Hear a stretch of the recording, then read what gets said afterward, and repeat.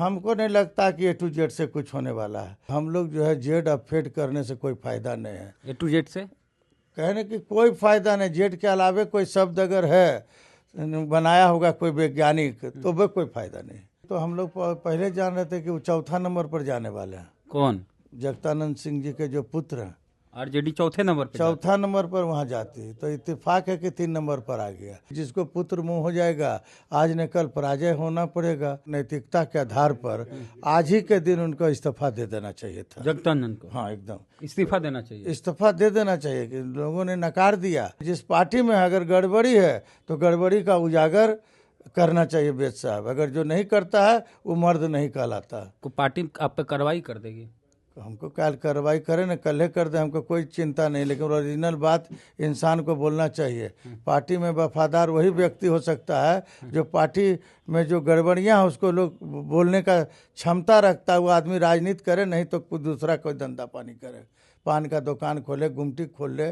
तेजस्वी जी को अभी भी आज के दिन सुबुद्धि अगर भगवान दे तो जगतानंद सिंह क्योंकि पावर है, लालू प्रसाद यादव के पास पावर है, उनको इस्तीफा ले लें। बिहार में 4 विधानसभा क्षेत्रों में उपचुनाव हुए। चारों जगह राष्ट्रीय जनता दल और जो माले है उसकी खटिया खड़ी हो गई।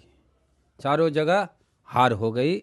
इंडिया गठबंधन की, कहिए महागठबंधन की, तेजस्वी यादव की नहीं चली और हालत खराब हो गई। 3 जगह महागठबंधन की सीटें थी, जीती हुई सीटें।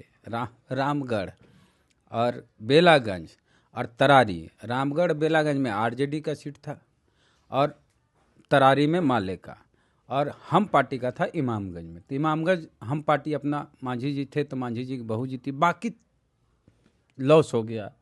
आरजेडी को इतना बड़ा नुकसान हुआ, क्यों हुआ? बात करेंगे। राष्ट्रीय जनता दल के सीनियर लीडर हैं, अति पिछड़ा समाज से आते हैं, आज़ाद गांधी जी, पूर्व MLC है, लेकिन आरजेडी में आजकल ये कहीं दिखते नहीं है। नाम के आरजेडी में। बात तो हम स्पष्ट बोलेंगे कि आप लोग की कोई कदर नहीं है पार्टी में, राष्ट्रीय जनता दल में। इसका खामियाजा हमको लगता है भुगतना पड़ा। तो सीनियर लीडर कहने को आरजेडी में आज़ाद गांधी जी, पूर्व MLC साहब, क्या लगता है कि आपकी हार क्यों हुई?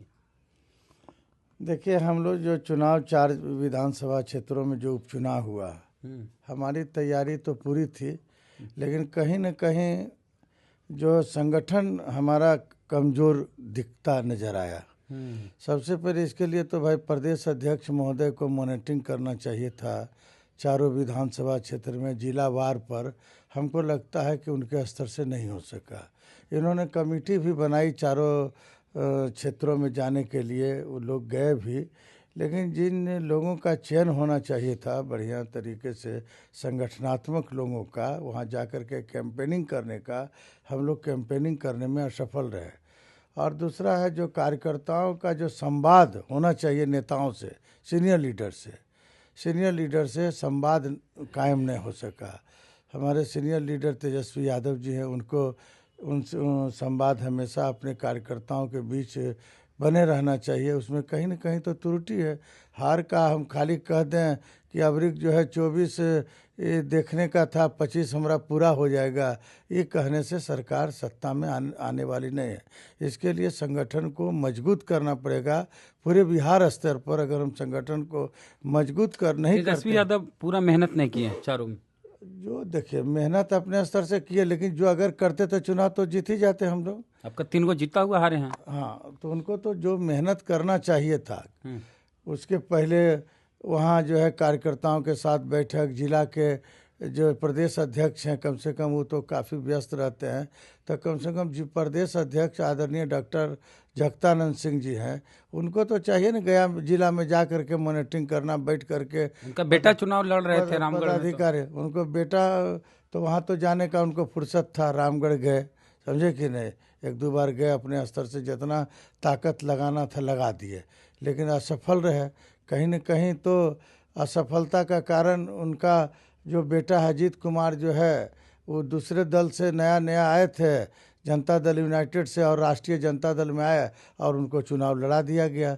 जिस दिन आए राष्ट्रीय जनता दल में, हम लोग उसी दिन समझ गए थे कि अगर रामगढ़ से ये चुनाव अगर लड़ते हैं तो हमारी सफलता वहाँ मिलने वाली नहीं है, हम लोग हार का सामना करेंगे। हमने इस संबंध में कई वरिष्ठ नेताओं से भी हमने स्पष्ट रूप से कहा था कि सुनील जी बिस्कोमान के जो चेयरमैन थे उनकी सदस्यता जो है समाप्त हो गई थी। तो हम लोग आपके टीवी के माध्यम से, चैनलों के माध्यम से और लिखित तमाम नेताओं को भी हमने दिया था कि सुनील सिंह एक अच्छे नेता हैं, उनको रामगढ़ से टिकट दिया जाए तो जीत निश्चित नहीं सुनिश्चित होगी। हम लोगों ने पहला मांग किया था प्रेस के माध्यम से, लेकिन इस पर गंभीरता से विचार नहीं किया गया। ये भी एक हार का हमको कारण लगता है कि लोग जो है आजकल परिवारवाद को एक्सेप्ट नहीं कर रहे हैं। परिवारवाद जो है, आम बिहार की जनता जो बहुत सेंटिमेंटल जनता है और यहाँ की जनता आंदोलनकारी है, आंदोलन में विश्वास रखती है, परिवारवाद पर विश्वास नहीं रखती है। चलिए, तेजस्वी यादव को लोगों ने एक्सेप्ट इसलिए किया कि लालू यादव की तबीयत बड़ा खराब रहता है, वो ज़्यादा अपने कार्यकर्ताओं से संवाद स्थापित करने में सक्षम नहीं है, इसलिए लोगों ने सोचा कि चलो भाई एक नेता हम लोग को मिल गया है। लेकिन उनको भी मेहनत करना चाहिए कार्यकर्ताओं के बीच में।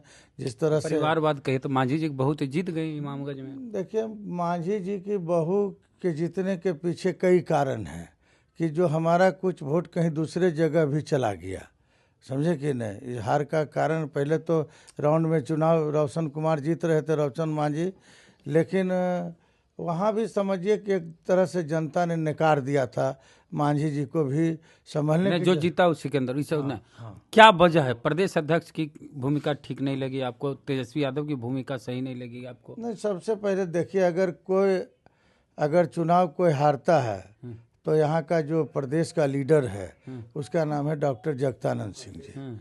वो जिम्मेवार, उनको जिम्मेदारी उठानी चाहिए थी और हमको तो लगता है कि उनको नैतिकता के आधार पर आज ही के दिन उनको इस्तीफा दे देना चाहिए था। जगदानंद को? हाँ, एकदम इस्तीफा देना चाहिए। इस्तीफा दे देना चाहिए कि लोगों ने नकार दिया। बिहार की जनता, देखिए, जब पार्लियामेंट का भी चुनाव हुआ तो पार्लियामेंट के चुनाव में भी कहीं नहीं जा सके, जाना चाहिए था उनको। उनके पुत्र चुनाव लड़ रहे थे, इसलिए उनको चिंता लगी हुई थी, पुत्र मोह जिसको कहा जाता है।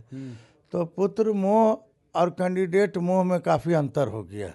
उनको कैंडिडेट के प्रति मोह होना चाहिए था, पुत्र के प्रति मोह नहीं होना चाहिए था। तो स्वाभाविक है कि जिसको पुत्र मोह हो जाएगा, आज न कल पराजय होना पड़ेगा। तो उनको जो है तो गया भी जाना चाहिए था, बेला जाना चाहिए था, इमामगंज जाना चाहिए था, उनको तरारी विधानसभा क्षेत्रों में जा करके वहाँ जो है जा करके लोगों को कन्विंस करना चाहिए था। राजपूत का बहुल एरिया है, उस एरिया में जो है, जैसे आपके प्रदेश अध्यक्ष हुए जगदानंद, उनके क्षेत्र में आरजेडी चल गई तीसरे नंबर पर। देखिए, ये तो हम लोग पहले जान रहे थे कि वो चौथा नंबर पर जाने वाले हैं। कौन? जगदानंद सिंह जी के जो पुत्र हैं। आरजेडी चौथा नंबर पर वहाँ जाती है, तो इत्तेफाक है कि 3 नंबर पर आ गया। कहने कि वहाँ की जनता जो नया पार्टी तुरंत आए जदयू से, तुरंत आरजेडी में आ गए, जनता एक्सेप्ट नहीं किया। आपको पार्टी आप पे कार्रवाई कर देगी? हमको कल कार्रवाई करें ना, कल कर दे, हमको कोई चिंता नहीं, लेकिन ओरिजिनल बात इंसान को बोलना चाहिए। पार्टी में वफादार वही व्यक्ति हो सकता है जो पार्टी में जो गड़बड़ियाँ हैं उसको लोग बोलने का क्षमता रखता है। वो आदमी राजनीति करे, नहीं तो कुछ दूसरा कोई धंधा पानी करे, पान का दुकान खोले, गुमटी खोल ले, कुछ न कुछ कर ले। लेकिन जिस पार्टी में अगर गड़बड़ी है तो गड़बड़ी का उजागर करना चाहिए वेद साहब। अगर जो नहीं करता है वो मर्द नहीं कहलाता। हम लोग तो विरोध करते हैं इस बात का। आदरणीय जगदानंद सिंह की जो कार्यशैली है, अति पिछड़ों के प्रति जो उनकी कार्यशैली है, हमको नहीं लगता है कि अति पिछड़ा उनसे गोलबंद हो पाएगा। अगर गोलबंद होना है तो अति पिछड़ा जब तक तेजस्वी जी के साथ नहीं रहेगा तो समझिए कि कोई उपाय पार्टी को उठने का नहीं है। ये लोग अति पिछड़ा को सीधे गंगा नदी के किनारे, जहाँ मुर्दा नहीं रहता है, दह दू करके आता है, गाय भैंस मरता है तो गंगा के किनारे लग जाता है और उस पर कौआ चील खाता है। वही हालात जो है अति पिछड़ा और दलित का जगता वो बना दिए। कहाँ इज्जत है, प्रतिष्ठा है भाई अति पिछड़ा समाज के लोगों का? कहीं है तो बता दिया जाए। उर्मिला ठाकुर एमएलसी? उर्मिला ठाकुर को नहीं जानता, आई डोंट नो। आपकी पार्टी की एमएलसी है? वो रहने से क्या, हम लेकिन जानते नहीं है कि वो अति पिछड़ा है कि यादव है, हमको जानकारी। आपकी जाति की, नाई जाति की है? हमको पूरी जानकारी नहीं है उसके बारे में। हम इतने जानते हैं कि अशोक यादव जी की पत्नी है इतना हमको जानकारी है। बेगूसराय की रहने वाली हैं। उसके अलावा भीतरी बात नहीं जानते हैं कि कैसे बनी, किसने बनाया, क्यों बनाया, इससे पार्टी को क्या बेनिफिट होगा, इसमें संबंध में मुझे कोई जानकारी। नंद वंश की हैं वो? नंद वंश की हैं कि कौन यदु वंश की हैं, वो तो जाने वो न, वो तो लालू यादव जी को जानकारी पूरा होगा इस संबंध में कि यदु वंश की हैं कि नंद वंश की हैं। समझे कि नहीं? मेरे हिसाब से यदु वंश की हैं। जब सारा बाल बच्चा से पूछे उसका क्या नाम है बाल बच्चा का। तेजस्वी जी को अभी भी आज के दिन सुबुद्धि अगर भगवान दे तो जगतानंद सिंह की पावर है, लालू प्रसाद यादव के पास पावर है, उनको इस्तीफा ले लें, एक नया अध्यक्ष, ऐसा अध्यक्ष बनावे जिसकी आबादी बिहार में अत्यधिक है और ऑफिस में बैठने की अपेक्षा वो जन जन के बीच लोगों के बीच काम करें, तब वे पार्टी सुधरेगा, अन्यथा कोई उपाय नहीं है। जो स्थिति अभी है हम लोग वही रही तो 25 में आरजेडी कितनी सीटें लाएगी? देखिए, जो उनको तो अभी समय है, 6 महीना 7 महीना अगर पार्टी मेहनत करती है, किस रूप में मेहनत करती है, हारने के बाद इंसान को कुछ सबक मिलता है कि क्या हमारी गड़बड़ियां थी। अगर गड़बड़ियां की समीक्षा अगर करने में असमर्थ आरजेडी होगी तो हमको लगता है कि भुगतना पड़ेगा आने वाला समय में। कितना आएगा उतना तो भविष्यवाणी हम नहीं कर सकते हैं, लेकिन स्थिति ठीक नहीं रहेगी। आरजेडी को पीडीए के राह पे चलना चाहिए कि ए टू जेड की राह पर? देखिए, आरजेडी का जो शुरू से सिद्धांत लालू यादव जी ने जो बनाया था और जिस पैटर्न्स पर लालू यादव ने 15 वर्षों तक शासन किया, वो पैटर्न की पुनः जीवित करने की आवश्यकता है। अगर तो वो पैटर्न जीवित नहीं होगा तो हम लोग जो है जेड अपफेड करने से कोई फायदा नहीं है। ए टू जेड से कहने की कोई फायदा नहीं। जेड के अलावे कोई शब्द अगर है बनाया होगा कोई वैज्ञानिक तो वह कोई फायदा नहीं। जो धारा है उसी धारा की राजनीति होती है इस जमाने में। आज देखिए नहीं फाइल हो गया, क्या नाम है वो नया पार्टी बने, प्रशांत किशोर जी। प्रशांत किशोर जी की भी हालत काफ़ी खराब हो गई। कह रहे थे कि आरजेडी को नुकसान पहुंचाएंगे, लेकिन ऐसा लगा तो नहीं कि आरजेडी को नुकसान पहुंचाएंगे। क्या नुकसान पहुंचाएंगे, क्या घाटा पहुंचाएंगे, लेकिन वो जो कह रहे थे कि हम चारों सीट पर जीत का दावा कर रहे थे वो तो असफल हुए, क्योंकि उनका जाति कमज़ोर है। जब तक आपकी जाति मजबूत नहीं होगी और जिस जात से आप लीडरशिप कर रहे हैं आपकी क्या पकड़ है, तो मैं उनसे पूछना चाहता हूं जो नए पार्टी के जन्मदाता है प्रशांत किशोर साहब, जिनके नाम से महासागर के नाम से उनका नाम पड़ा है, तो उनका अपने जात पर उनकी क्या पकड़ है? कहीं पकड़ है थोड़ी ना उनकी पार्टी नहीं अच्छी है, खराब है, चाहे नहीं बढ़िया शुरुआत, हार गए। आप तो बिहार की सबसे बड़ी पार्टी बनते थे कि हमारी पार्टी बिहार की सबसे बड़ी पार्टी है और जदयू तीसरे नंबर की पार्टी है, ये सब तेजस्वी बोलते थे और बोलते थे 2025 में जदयू समाप्त। क्या हुआ आपका? देखिए, हम ये कर रहे, तेजस्वी यादव साहब को सीखने का मौका मिला है उपचुनाव में। अगर सीख जाते हैं, मॉनिटरिंग करें, गहराई से समीक्षा करें और समीक्षा अपने लोगों के बीच करें, जो अपने लोग हैं, जो धारा के लोग हैं, जिन्होंने पार्टी को सींचा है बड़े खून से, जिन्होंने पसीना बहाया हाँ, जिन्होंने पार्टी को सींचा नहीं, उसको क्या चिंता है कि पार्टी क्या है। राष्ट्रीय जनता दल और पहले जनता दल था, और जनता दल और राष्ट्रीय जनता दल को बनाने में कितने लोगों ने कुर्बानियाँ खाई है, कुर्बानियाँ दी है, लाठी खाया है, जिसका हिसाब किताब हम लोगों के पास भी है।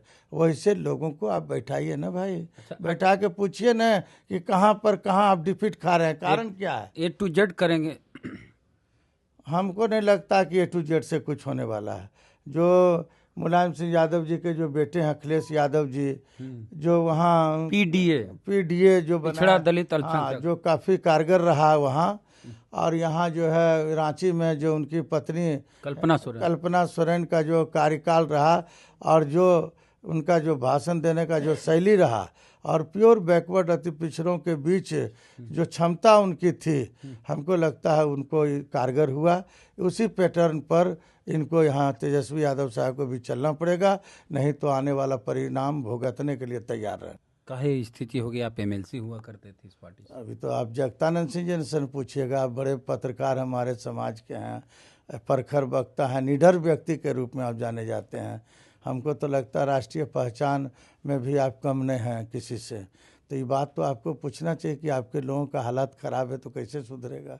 वो तो वही ना बताएंगे कि हमने कहा है किसको रखा किसको नहीं रखा। जगतानंद जी को कोई फ़र्क नहीं पड़ रहा, कोई फ़र्क, उनको क्या फ़र्क है। अगर मेरे ऐसा आदमी हम उस कुर्सी पर रहते अगर, तो हम उसी कल 4 बजे तक इस्तीफा हम लोग दे करके पीसी कर लेते। नैतिकता, मोरल होना चाहिए ना राजनीति में। जिसको मोरल ही नहीं उसके बारे में क्या चर्चा मैं करूं। जब तक मोरल नहीं है किसी व्यक्ति में, अरे नैतिकता के आधार पर मुख्यमंत्री, यही मुख्यमंत्री जी इस्तीफा दिए थे जो जीतन राम मांझी जी बने थे, हार के चलते लिए थे। इनको कोई चिंता नहीं है कि हम हार गए कि जीत गए, क्या हुआ नहीं हुआ, कोई चिंता नहीं उनको। तो इनका एक बेटा को एमपी का टिकट मिला सुधाकर को, दूसरे बेटे क्या पुनीत को एमएलसी का टिकट मिला, अजीत को एमएलए का टिकट मिला, एगो सुनते हैं कहीं रिटायर होने वाले उनको राज्यसभा का टिकट मिलेगा। काहे छोड़ेंगे पद। वो डिप्टी सेक्रेटरी से, बिहार विधान परिषद के डिप्टी सेक्रेटरी से रिटायर करने वाले हैं। तो जब जहाँ राजा खुश है तो करके हो क्या कुछ भी हो सकता है। चलिए, राजा खुश है। तो जगतानंद का समाजवाद आपको देखना हो तो राजद के प्रदेश अध्यक्ष हैं। एक बेटे को एमपी का टिकट दिलाया राजद से, दूसरे बेटे को एमएलसी का टिकट दिलाया आरजेडी से, तीसरे बेटे को एमएलए का टिकट दिलाया आरजेडी से, और चौथे रिटायर होकर आने वाले हैं तो राज्यसभा का टिकट आरजेडी से उनको मिल जाएगा। अब बाकी आप क्या चाहते हैं, क्या सोचते हैं? आरजेडी की इसी तरह बर्बादी आगे भी होगी या आरजेडी में कुछ सुधार होगा? A to Z के चक्कर में राजद की बर्बादी हो रही है, आगे भी होती रहेगी जैसा हमें लगता है, इन्हें लगता है। आपको क्या लगता है? प्रतिक्रिया अपनी दीजिए कमेंट बॉक्स में। जय भीम, जय भारत।